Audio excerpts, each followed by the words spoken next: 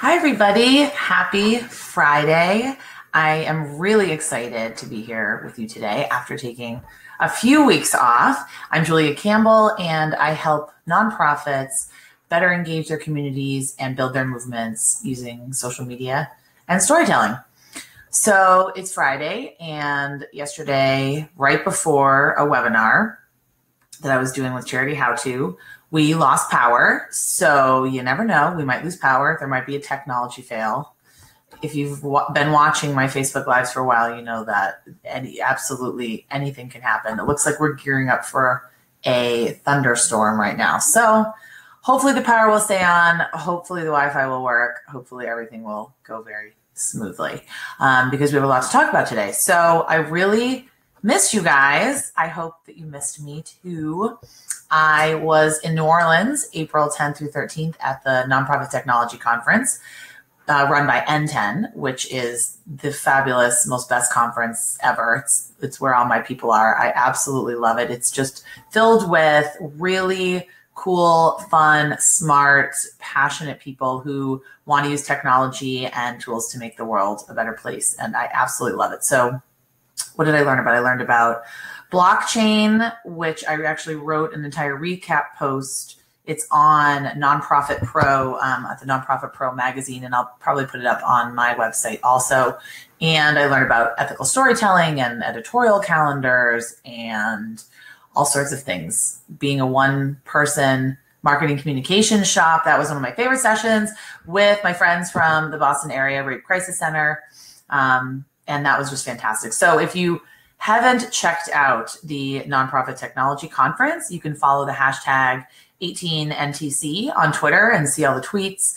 And hashtag 19NTC is to lead up to the 19th Nonprofit Technology Conference in Portland next year. And I will definitely be there. So I hope you're going to be there too.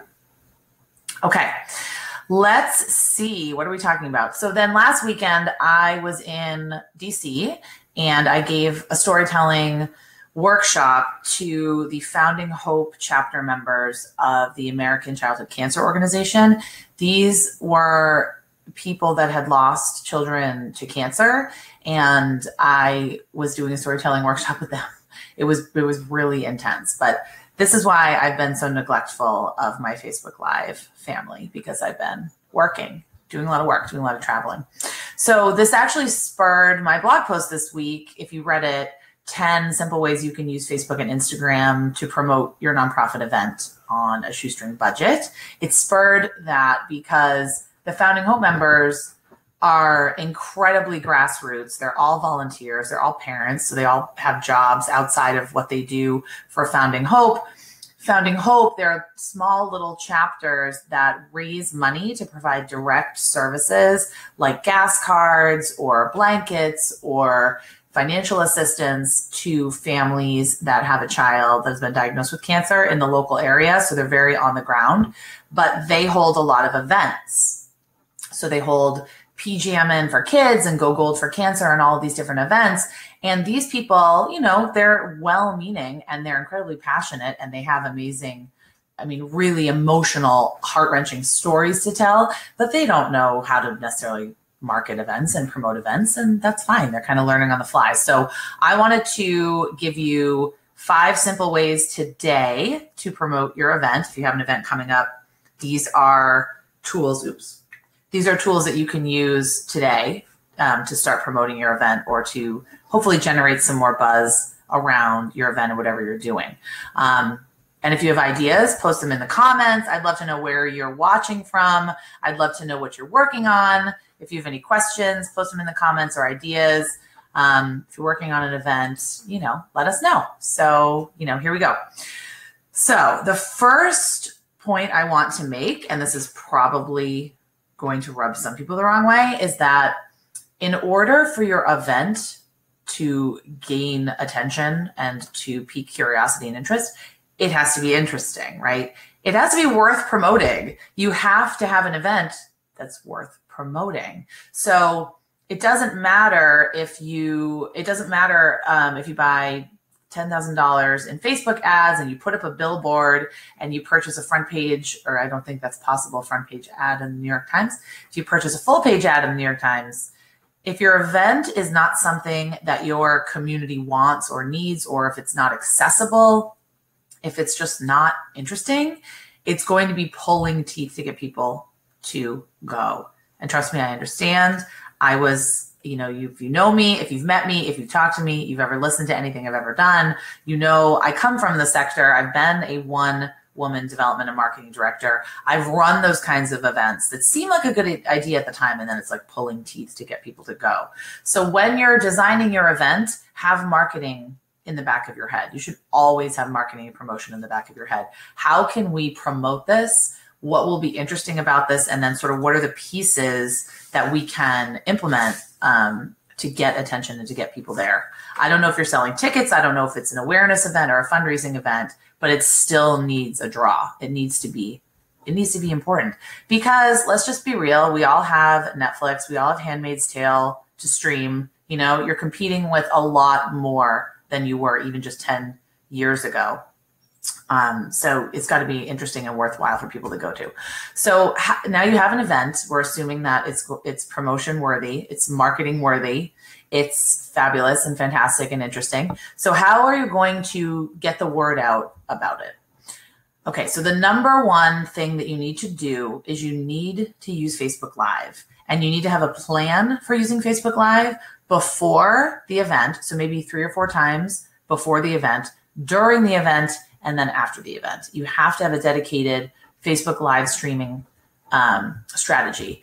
The reason for this is that that's the only way to kind of game the Facebook algorithm is live video. It's the only way that I've been finding lately. We all know that Facebook has changed its strategy in recent weeks, in recent months, and it's a lot harder to get organic reach on posts, especially if the post is not a video. Video works. Facebook Lives have 10 times the reach of native video, which is just video that was taken at some point and then uploaded to Facebook. What you never want to do is you never want to post a YouTube link into Facebook. It looks terrible. And obviously Facebook does not play nice with YouTube because they don't like Google. So that's something you don't want to do. You want to take the file and upload it into Facebook, or you want to go live on Facebook. I think that going live and announcing the event and creating some excitement and having some balloons or popping champagne and throwing confetti around and announcing your event is a really powerful way to get some traction immediately. You also want to make sure that you have the ticket link ready. You have everything all set to go when you're launching live, because the most interest is going to be generated from the video and from when it's live. So you want to put that in the comment section while people are watching, the link to the tickets, and you want to indicate, hey, everyone, if you're interested in going to our event, I'm going to post the link in the comment section. Really hope you'll join us. We're really excited about this. Then you can download that file. You can download your live video, your MP4, and you can repurpose it and put it on Twitter and put a snippet on Instagram and put it on LinkedIn and put it anywhere on your blog. So you have a file, you have a piece of content that you can then repurpose on many other channels. And also, Facebook Live really works well for engagement if you're making an announcement rather than kind of just a static video. And you can hopefully get some feedback about the event in real time. So that would be cool.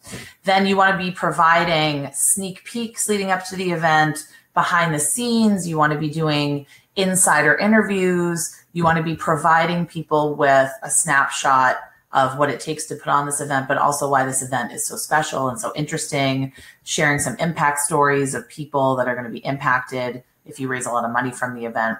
So have a strategy for going live 3 or 4 times before the event, and then going live at least once during the event, depending on what kind of event it is, and then after the event to thank people. Okay, so number 2, please share videos and content from your sponsors and your partners and your vendors. Don't just put up a page on your website with a bunch of logos and say thank you. Or what I've been seeing a lot lately even though I'm on a actual rampage to stop this, just putting the corporate logo on your Facebook page in a post and saying thank you. First of all, that does nothing because no one is going to engage with that post or like that post except maybe the sponsor. So it's not actually getting seen by anyone. So it is not even providing the benefit that you're promising the sponsor. What you need to do is you need to use your smartphone. You don't have to have a big video production crew, although you can if that's something that's in your budget.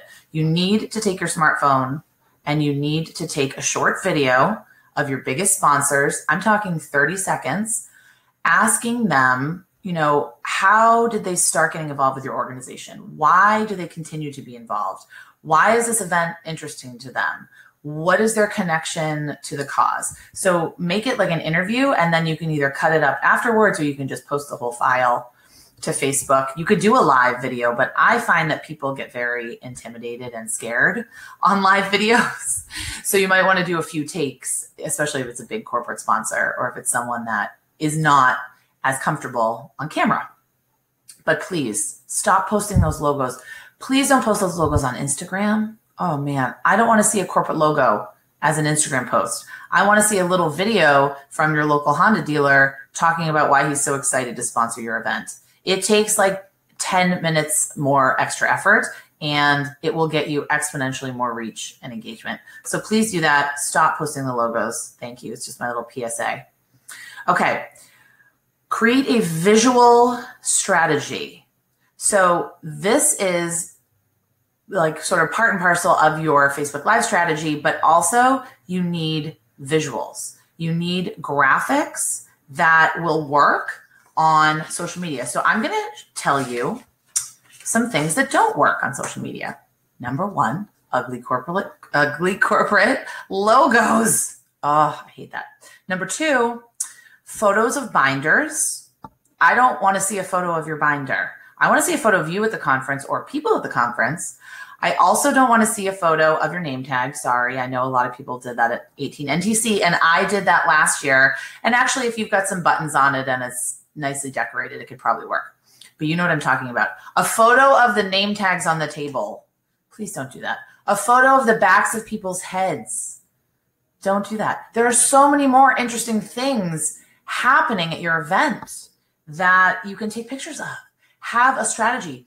So if you're married and if you hired a professional photographer when you were married, then you have a list. You made that professional photographer a list of don't miss photos, like me and my dad or me and my grandfather or, the cousin's table or whatever.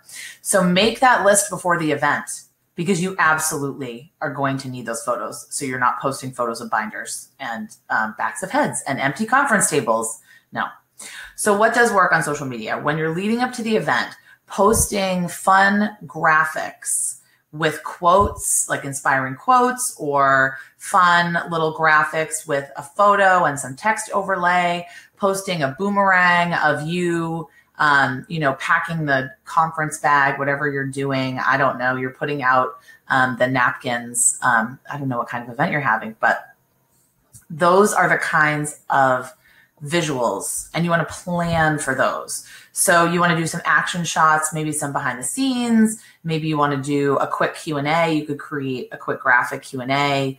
Updates on the event, like, hey, everyone, we have 100 tickets sold. We need to sell 50 more tickets. Sorry, I need some coffee right now. Announcements. We're so excited to announce our new vendor. Anything that's leading up to the event, any little piece of information is an excuse to communicate with people that are interested in the event, especially if you have a Facebook event for the event, because it can function almost like a standalone website, and you should be regularly updating that event because you don't want to be sending one email out and then never speaking to anyone again about it. I mean, that's not going to really create the buzz and the excitement around it that you think. So create a list of at least 5 pieces of visual content that you're going to create to promote the event and then commit to posting it. Okay, so is that really number 3? Yes, so we're on number 4 now. Utilize social media ambassadors. So I actually do a 90-minute webinar all about how to do that. And I'm going to try to talk about it in just like 4 or 5 minutes today. But what I'm talking about for the purposes of your event, identify and recruit at least 20 people that you know. Maybe they're not going to buy a ticket to the gala. Maybe they're not necessarily going to sponsor a table, but you know that they will help you spread the word. And you know that they're on Twitter or Facebook or Instagram, and they have these networks that you want to reach. So create a private Facebook group for them. Call them something fun. Call them, rock stars or champions or superstars. Don't call them ambassadors. I just call them that. It's a very generic name. But depending on what your event is called, call them something fun. Make it fun. Make it dorky. Don't be worried about looking like a dork. I'm never worried about that. So just be yourself, but also just make it fun. Make it fun and light. And in this group, that's where you're going to give them the actual posts. So you're going to put those graphics in there, put those videos of your sponsors in there, put the information, the event information, updates. It's sort of functioning like almost like a cheerleading squad where you're really getting people psyched up and excited and you're letting them know what's going on. What you're not going to do is say, hey, everyone, go to our Facebook page today and share something from it.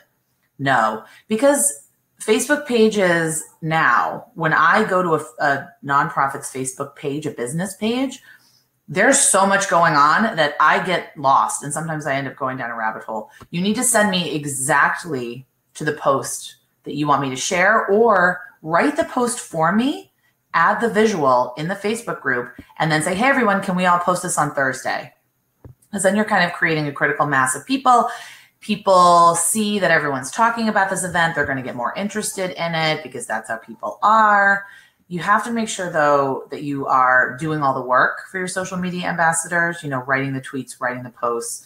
If you want to get very ambitious, you can create a mini social media toolkit in PowerPoint or even in a Google Doc and house all of the information there and then send people to it if they say, hey, I want to get involved. I really want to spread the word about the event. But your social media ambassadors, that's your core group of people that you're going to call on regularly leading up to the event and say, hey, we only have 50 tickets sold. We need to sell another 50, things like that. Or we only have 100 spots filled. We need to really ramp it up. So another thing, I'm just going to get on my soapbox for a minute, is you can't do this alone. You can't do it alone. And if you need me to talk to your boss, I'm happy to talk to your boss. I'm happy to get on the phone with them and explain that you cannot possibly promote and organize an event 100% by yourself. You're going to need some ambassadors. You're going to need some people to help you. You don't have to pay them, but you can't do it yourself. You absolutely can't. Okay.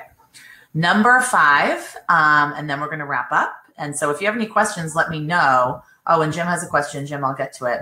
Hi, Jim. I missed you. I see Jim every week on my Facebook Lives. Jim, we're going to meet in real life sometime. It's going to be awesome. Okay, so number 5, my 5th suggestion is to just host a simple contest, right? And I wrote some notes about this.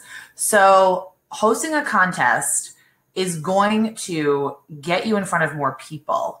And really the name of the marketing game is, I repeat myself, grabbing attention and piquing curiosity. That's the name of the marketing game. You got to get people interested if you want them to ever take an action. So one idea that I had that's very simple is you have attendees either print their ticket or show their phone with their ticket or something, and they post a selfie with it, and they include the event hashtag, so 18NTC or whatever your event hashtag is, if you have one, and tag your Instagram handle. This is great, perfect for Instagram. Then you can select a winner, at random, give them some kind of prize pack. I'm talking movie tickets or a nice bottle of wine, maybe a t-shirt, whatever you have. Call it a prize pack though. People, I don't know what it is. People love prize pack. Have 2 things in it and it's a prize pack. So the simple act just of getting people to share these selfies and enter, then you know how this works. Then their networks are going to see it. And their networks may or may not know about you, and they could potentially be interested in what you're doing. So the other key with doing a great contest is, first of all, you do have to pick a winner at random, or you have to figure out how you're going to judge the contest. then you also need to be thanking every single entrant, commenting, saying thank you so much for posting. It's going to take some time to monitor it. But if you're a small nonprofit, you are not going to get thousands of entries. It's not going to be overwhelming. It's not going to be your full-time job in the beginning. As you do it more and as your audience gets more used to participating in contests and using your hashtags and tagging your Instagram account, then you might be getting more submissions. But in the beginning, you're not going to have it. It's just a way to generate some of that free reach that we're always looking for, and kind of getting more people into the fold. So there you have it. Just some 5 simple tips for you to increase your exposure and visibility, and to hopefully promote your event using Facebook and Instagram. I am going to take some questions, and if you have any comments, please let me know. Make sure you're joining us over in the Facebook group. It's called Nonprofit Social Media Storytelling. It's facebook.com/groups/social media storytelling. And I will post that link in the comments because it's like an amazing group of people. There's almost like 2,500 people in that group. 99% nonprofits, and they are incredible people, and they answer and ask awesome questions. Okay, Jim says, do you have suggestions on smartphone video editing programs, apps, etc.? Video editor. So I just use Animoto a lot of the time. And there's some editor that comes with my Pixel that just like comes with it. I want to say Google Play, but I don't know if it's Google Play. But I look at my phone and I'll find it. But there's also iMovie on an iPhone that's very easy to edit videos and shoot videos. In terms of mobile apps, like for visual creation, I have a million of them. I'll post in the comments. I wrote an ebook called The Ultimate Guide to Creating Nonprofit Social Media Graphics. And in the ebook, there are tons of graphic design tools, but there are some video tools as well. So I don't know what everyone else uses, but I really use Animoto for videos. I use WordSwag app for creating graphics that are quotes or text overlay on photos. And I actually use Instagram and Snapchat a lot as video editors. So if you use Instagram or Snapchat, it's so easy to edit and add filters and add stickers and add text. And then you can save the video to your phone. You don't have to actually post it to your Instagram or Snapchat account. So that's kind of the lazy social media manager's way to spice up photos. I do that with Boomerang all the time. I take boomerangs in Instagram and then I save them to my phone, and I don't necessarily share them on Instagram. I might share them in other places. So those are just some. Oh, cool. Oh, Kara says, we run 60 walks all over the country. Awesome. And our awesome walk coordinators help us post and engage in the event page. Do you have suggestions on how to teach them to be comfortable using social media to promote their events? We've provided a 4-month social media kit of copy and paste posts. They may need to do more to increase engagement. I think you need to have a Google Hangout or a Zoom call of all of the coordinators. I know that's 60, so it's probably 60 people. So maybe chunk it out 10 people at a time. Get them psyched out of their minds for this event, and then answer any questions that they have. So give them 5 tips, 5 things that they can do, and then walk them through the toolkit, and then ask them if they have questions. Because what I found is simply providing the materials is not enough. You have to be really excited about it. You also have to walk people through it, and then potentially working with them on a timeline, because they might find that all of this information is so overwhelming. I mean, they could read blog posts all day, 10 ways to promote their event. They could read blog posts all day about using social media, and they might be overwhelmed. So parsing it out, like, this is what you do in the first week, 6 weeks out. This is what you do in the 5th week, 5 weeks out, 4th week, 3rd week, 2nd week. And this is what you do the week of, and this is what you do the day before. So creating maybe a sample plan, but I really think getting them excited, getting them all together on like a Google Hangout or some kind of, recorded webinar, and walking them through the toolkit, showing them examples of some other events, maybe pulling up your screen, showing them on Facebook some events that were really successful, and getting their feedback and questions. I think that would really work. So let us know how it goes. I'm excited. Yeah, Kara, post the link in the comments to your walks, and I'll take a look. But I'm excited to see what you guys end up doing. All right. I like to only take 15 minutes. I took 25 minutes here today. So thanks for bearing with me. Thanks for spending some time with me. Happy Friday. And make sure to check back next Friday when I'll be live. And if you have any questions, let me know in the Facebook group. All right. Have a fantastic weekend, everyone. Take care.